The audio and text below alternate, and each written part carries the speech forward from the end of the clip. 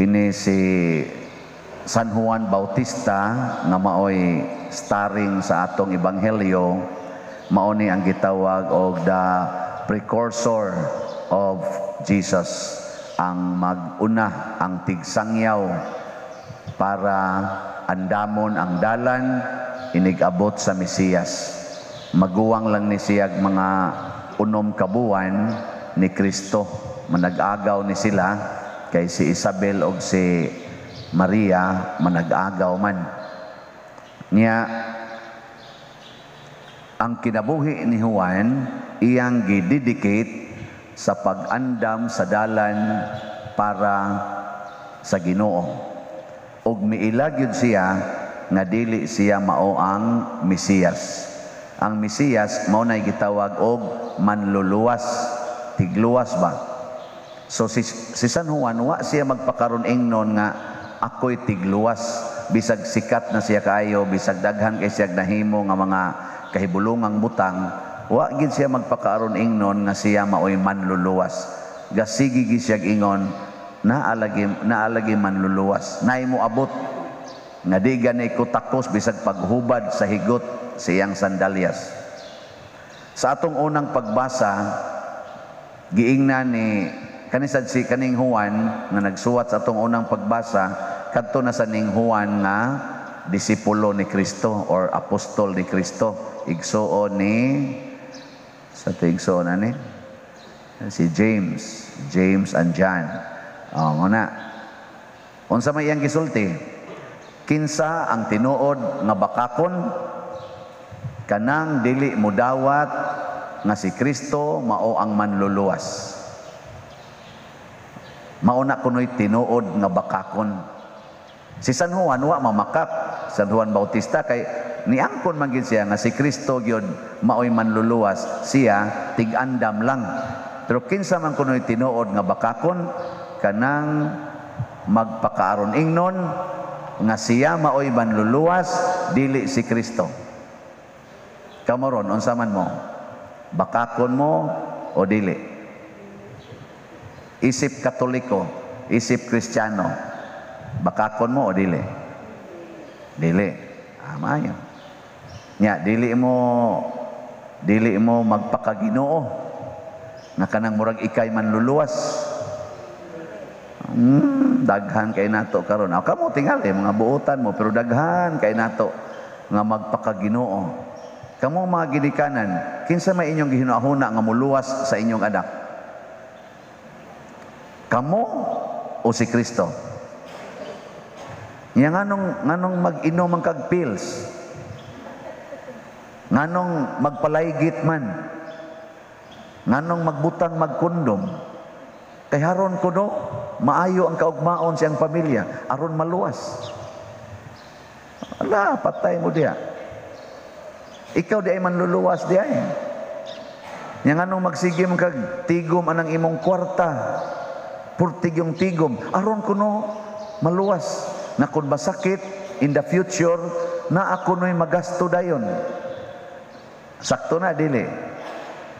Sakto ngano gutaong dili. Pero imo na gani nang gilauman nga mao nay muluwas nimo, patay ka diha. Mao na karon ang problema. Kay daghan naman kay nato nga nagpakaaron ingnon nga siya maoy manluluwas, unya ang Ginoo way labot. Muna karon kaning atong COVID, daghan man kay nato mga leader sa simbahan or leader sa gobyerno, labi na gid sa atong mga scientists, sa atong mga medical people, na murag paminaw nila sila gyud manluluwas. Murag kining COVID masulbad gid ni pinaagis atong abilidad. Ug wa gyud Ginoo musamot ning COVID Nay gasunod ani nga mas grabe pa ani. Nga naman kay mugna man ni sa demonyo, gahom man ni sa yawa. Kay everything that destroys creation is from Satan. Kay wa gyud mag-create ang Ginoo og distraction. Ang gi-create sa Ginoo life. benefits para sa mga tao. Makadaot na tao, gikan ginasyawa. Nya, o kita lang mga tao mo'y makig-asdang og yawa, makahimo deta. Oy, kagamay ra na to gahom. Wa ratas tumoys kumingking sa gahom sa yawa. Pero ang gahom sad sa Ginoo, ang gahom sa siyawa, wa rasad sa tumoys kumingking sa gahom sa Ginoo. Muna mudagop kita sa Ginoo. Matod pa ni San Juan, ayaw mo pagpakaron ingnon nga kamao mo. Pero ayaw sad mo kabalaka kinsay mo tudlo ninyo. Kay ang Espiritu Santo sa Ginoo gibutang na diha ninyo. Nya kinsa may nibutang nato sa Espiritu Santo? Ang bunyag nga gihatag ni Kristo nga mo'y gipasabot ni Juan nga naay moabot unya sunod nako, magbunyag siya kaninyo sa tubig ug sa Espiritu Santo. So sa pagbunyag nato, nasudlan na tag Espiritu Santo. Matod pa ni San Juan sa unang pagbasa, kanang maong espiritu mo nay motudlo ninyo sa tanang buhatonon. Mo na paminaw mo sa Espiritu Santo. Una kamong mga pananglitan, kamong mga ginikanan. Unsaon ba ninyo pag-handle ang inyong mga anak? Ayaw mo patuyang nga murag kamoy manluluwas. Nanglitan imong anak, gusto kay mo dagandagan nga tos karsada, nya imo gadayong binaton ang dunggan, mga gisi in town, mudugo kay inyog yung langkaton, kay aron di gyud muduwa, kay basig mabanggaan. Pangutana sa Espiritu Santo nga, Lord, unsa man ni akong anak, muduwa magyud nga tos karsada, saman ako ning paduwaon dili. Ana, nya maminaw ka. So igo-igo yung nakabati ka, nanaligsa ng imong anak dito. So ayaw sad pangutana ko nang imong anak to anas karsada, kanang wa didto. Una ka mangutana kang daan. Ikagabi pulang daan mangutana na ka ugma inigmata ni akong anak magduwa ra man ni gatos karsada, Lord, sa man ni ako ning paduwaon ana mangutana ka pero to na gaduwa na imong anak didto. Adi na ikapangutana adto na lang na didto. Pero samtang moduol ka mangutana ka unsa man ni kusion, hapakon, hadlokon na. Unya ang itudlo sa Espiritu Santo pulos gyud makaluwas. Unsa may itudlo sa Espiritu Santo kung nagduwa sa karsada imong anak? Para nako ang itudlo niya aron maluwas, kuyogig duwa dito. Kamong duha magduwa dito sa karsada. Ngano man, makamao man kang mobantay og naay sakyanan. So imong trapikan, magtraffic ka. Ay sa kay gaduwa pa kong anak. Nya batuan na ka, traffic na kayo, anay makalusod, ay lagi sa kay gaduwa pa kong anak. Hantod mga naog ang driver, kulatahon ka, ayaw lagi kay ang akong anak gaduwa. Mamatay ka, ibong anak nakaduwa. Nya okay mo ana? Di man mo day mo okay. Di sayop sa tigere, di sa tingali mo anang Espiritu Santo. Moingon tingali ka nga, ay sa kay ako prindad una kong anak, nya ingnon imong anak dug matraffic ta dong, nanay daghang sakyanan. Mo adto na sensa. Nus amang kumubalik dag duwa man sa iligkawagtang na lang sakyanan. Nya isa sige. Nya sa sige nimong tanaw namang gi sakyanan ingon, ay nalagduwa na siging aging sakyanan mo siya. Ngano man day na may maligsan man ka ana, mabuak man na imong ulo, nya mamatay ka. Nya na labantik ka, so di ko gusto mamatay ka siya. Ikaw na lay pakamatay nga tuma. Ana sa sensya, sunod na lang later na. Ana good. Kinahanglan gid ng lubag, kinahanglan gid ng hapon. Ikakabadlungog mo. Kinahanglan pa gina. No? Amo na. Kani example lang ning gamay, magamit sa nato sa atong pagpamalandong unsaon ako pagdaning akong kinabuhi. Kanabitang mo ingon ako, Pader, naputos na gyud kus utang. Kaning utangan ako, Pader, sus pila na ni katuig. Murag di na murag utang na lang gyud akong kinabuhi. Paminaw sa Ginoo kay ikaw gani mo'y magsulbad-sulbad ang imong utang, maputos gyud kas utang. Paminaw sa Ginoo. Di ba daghan kay ikasulti ang Ginoo nimo. Ang una, mingon ginang Ginoo ay nagyud pangutang. Sa unya unsa may akong kanon, ang pangayo. Mao man sugos Ginoo, pangayo. Kauwaw sa doy sa wag tangan ng imong kauwaw. Kay kanang kauwaw iya na siyawa. Nga di ka mauwaw nga kuan, maglikay-likay anang imong giutangan. Nya mauwaw na nung kang mangayo. May pagmangayo ka kay baga pa kag naw. Ini kabaga sa imong naong, mauwaw pa ka. Total tinuod man sad. Umin kagay kog bugas. Wa man sad jud kay bugas. Insa unya unsa may akong ipa-eskwela sa akong mga anak. Wa man sad ko magsugo nga pa-eskwelahon ng imong anak. Paunda nga, nya patabangan nagtrabaho. Wa pa kay gasto, limpyo pang inyo. Nyag na kay uma, pagunahas uma, pagardina na dito. O naa pa mo'y makaon, wa pa kay gasto. Nanong imo maginang pa-eskwelahon? Wa man kay ika pa-eskwela. Tudluin lang na dihag basag Bible. Total si Kristo wa man sad kay eskwela. Nya nganong nahimo man laging manluluwas.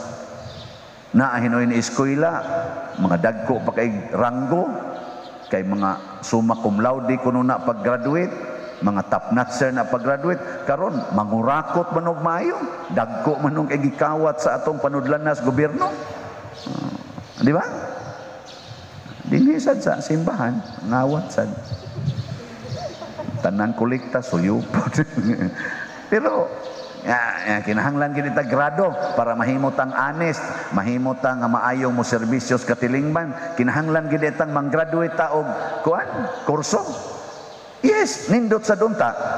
Pero ug wa jud kay ika pa eskwela, ayaw na lang oy. Di man na necessity ang grado. Ikaw nga ginikanan, ikay tudloan ng imong anak. Ingka ako mo trabaho man ko, ayaw trabaho undang, diri na lang kas imong anak pag maestra.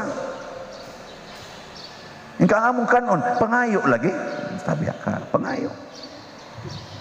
Nya nganak na sad ka, nya ngayo na sad, nganak na sad, ngayo. Imong anak abot 15 kabok, pulos pinangayo. Nya ma okay ra na. Dili no. Og ako sa inyong pangayuan, may mas ko hunong sa muna inyong kabuang deng. Di ay, kung maminaw kas, kaning ako istorya lagi, Espiritu Santo di ko, hindi man. Og maminaw kas Espiritu Santo lagi, tudluan kaniya sa insakto yung pamaagi. Nga igo kays imong panginahanglan. Igo yun. No.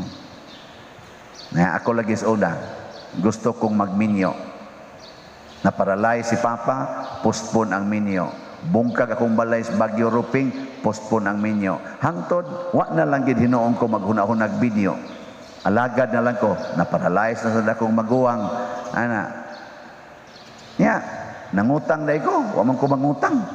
Dito sa among opisina, nangutang ko sa akong gitrabahuan kay akong hunahuna og mo resign ko, mapapas man sa nang utangan. Pero sa among mga silingan, wa ko mo kanay. Wa ko mangutang. Ngayo yun ko, pabaga gyud na. Pero dito sa opisina, mangutang ko. Pag-resign ako kay mo sod kog seminaryo, paphatan ng utang, napay sobra gamay. Patay din akong papa. Di wanay gastuhanan. May padayon kong seminaryo. Pangayo ang tanan, gasto kog 1 million kapin sa akong kinabuhi seminaryo. Pulos ba to pinangayo? Wa ko'y bayron nun. Nya karon, sige naman kong dupang. Di, nanay sod kolekta. Unsa may akong obligasyon, porte hayahayas kinabuhi. O giutang pa rin ako kay gastos akong pagkaseminarista. Sige, kita kong bayad karon. Nya magsikog igon, dupa-dupa ako, muskolekta kay bayad ko nis utang nako. Ana, wa ko'y utang oy. Sige sa tagpanghatag. Pero puting bagaan niya kung naong, sige kung pabagas naong. Nya, dautan din ang mga ayo day. Dautan? Tanawa di man di ay. Karon lang gani, nangayo ta dinhi og kinsay mo palit aning mga slots. Wa biya ko'y puhunan ana, slots rabi ana. Nalagi mo tanan ako, unsa man ang slots pa din ako, faith and power. Ingon nila, unsa bang faith and power nako? Siya rosad kadako na nimo wa kakasabot ana. Faith good kanang pagtuo niya ang power. Unsa man gahom sa Ginoo og mopalit ka ani daghan kay kag pagtuo. Daghan pa jud kay kag gahom. Sa tagpila mo na nako 3,000 palit kog duha nako kana. Mo nay power. Kamong muhatag ang Espiritu Santo maoy mopuno ninyo sa grasya. Og dili na nako maihap na magkaroon na 500 pating ito ka text messages dito. Dugay ko magbasa kay daghan kay mo testimonya. Father karon sus Sa una pa der, why si mana nga di mi mag-away sa akong bana. Karon pa der, wa na gid mi away. Kay di na jud ko magyaw-yaw sa akong bana. Sukad lang ni palit ko atong imong faith and power. Tanawa. Na magani usa, stage 4 sa cancer. Purtigil ko nun niyang balakaha. Pero karon ko nung nipalit siya sa faith and power, matod pa niya, andam na jud kong mamatay. Oh, that is faith. Muna gibati sa mga santo, sama nila ni San Basilio o ni San Gregorio. Di mahadlok mamatay. Nangamatay sayo kayo, pero wa mahadlok. Nga naman, because of their strong faith. Sakso sa una pa der, maghuna-huna gyud ko anang kamatayon, mura jud ko ngiluhan. Mura di ko gusto pa der nga mamatay, pero karon pa der gusto na kay kong mamatay. Ako sige, palit pa. Palit pag faith and power. Naka mo, namalit mo. Wow, oy. Maunang hadlokan lagi apod mo babantay. Klaro kay mga naong ninyo. Sige, manindog na ta.